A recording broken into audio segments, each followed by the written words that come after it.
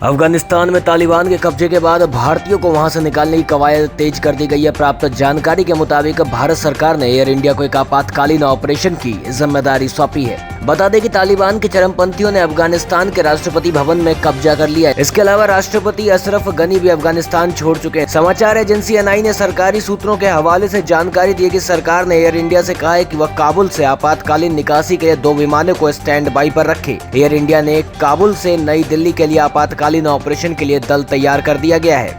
कांग्रेस को एक बड़ा झटका लगा है। कांग्रेस की दिग्गज महिला नेता सुष्मिता देव ने पार्टी छोड़ने की घोषणा की है। इसके साथ ही सुष्मिता देव ने पार्टी अध्यक्ष सोनिया गांधी को भी एक पत्र लिखा। आपको बता दें कि सुष्मिता देव असम से आती हैं। सुष्मिता देव कांग्रेस की महिला इकाई की अध्यक्ष भी हैं, लेकिन अब से पार्टी से इस्तीफा देने के साथ साथ तमाम पदों से इस्तीफा दे दिया है। देश में सोमवार को कोरोना वायरस संक्रमण के 32,937 नए मामले सामने आने के बाद कुल मामले 3,22,25,513 हो गए, जबकि उपचाराधीन मरीजों की संख्या घटकर 3,81,947 हो गई। केंद्रीय स्वास्थ्य मंत्रालय के आंकड़ों के मुताबिक पिछले 145 दिनों में यह उपचाराधीन मामलों की सबसे कम संख्या है। सुबह 8 बजे किए गए आंकड़ों के मुताबिक कोविड-19 से 417 और मरीजों की मौत होने के बाद मृतक संख्या बढ़कर 4,31,642 हो गई। रविवार को उपचाराधीन मरीजों की संख्या 3,85,336 थी, जो घटकर सोमवार को 3,81,945 रह गई है। देश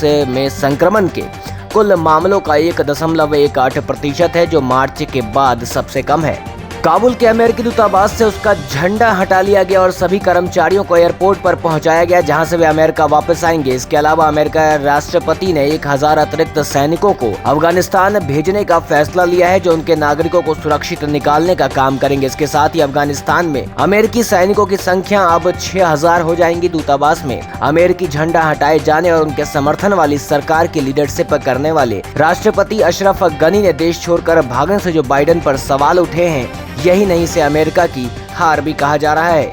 पेगासस जासूसी मामले की जांच अब कमेटी द्वारा की जाएगी। केंद्र सरकार ने सुप्रीम कोर्ट को इस बारे में जानकारी दी है। कमेटी बनाने के ऐलान के साथ साथ सुप्रीम कोर्ट में केंद्र सरकार ने पेगासस से जासूसी के आरोप में नकारा भी है। सुप्रीम कोर्ट में केंद्र की तरफ से 2 पेज की एफिडेविट दाखिल किया गया। हलफनामे के मुताबिक सरकार विशेषज्ञों की एक कमेटी बनाएगी, जो इस पेगासस विवाद की जांच करेगी।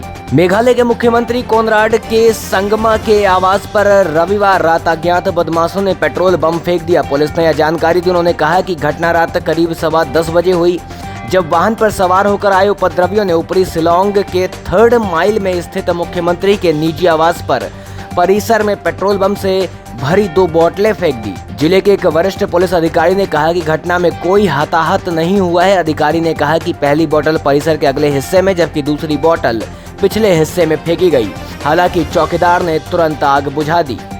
कांग्रेस की पूर्व सांसद महिला मोर्चा के अध्यक्ष सुष्मिता देव ने पार्टी से इस्तीफा देने के बाद अपने इस्तीफा के संबंध में पार्टी अध्यक्ष सोनिया गांधी को पत्र लिखा। हालांकि सुष्मिता देव ने कांग्रेस से इस्तीफा क्यों दिया है, इसको लेकर कुछ नहीं कहा जा रहा। सूत्र यह भी बता रहे हैं कि सुष्मिता देव तृणमूल कांग्रेस में शामिल हो सकती हैं। वह आने वाले कुछ दिनों में कोलकाता जा सकती हैं, जहां उनकी मुलाकात ममता बनर्जी से होगी। इसके सबके बीच आज कपिल सिब्बल ने एक बार फिर सुष्मिता देव के इस्तीफे को लेकर पार्टी के आलाकमान पर तंज कसा है। स्वतंत्रता दिवस पर आयोजित लोकप्रिय रियलिटी शो इंडियन आइडल 12 का मैराथन 12 घंटे का ग्रैंड फिनाले आखिरकार समाप्त हो गया। पवनदीप राजन ने विजेता घोषित हुए और इंडियन आइडल की ट्रॉफी जीती। 15 अगस्त को दोपहर 12 बजे से शुरू हुआ शो आधी रात के बाद तक जारी रहा, जब अंतिम विजेता की नाम की घोषणा हुई। विजेता पवनदीप राजन, जो कि पसंदीदा थे, पुरस्कार राशि के रूप में 25 लाख रुपए से सम्मानित किया गया और एक कार तोहफे में दी गई। अरुणिता कंजीलाल और श्याली कांबले उपविजेता रहीं।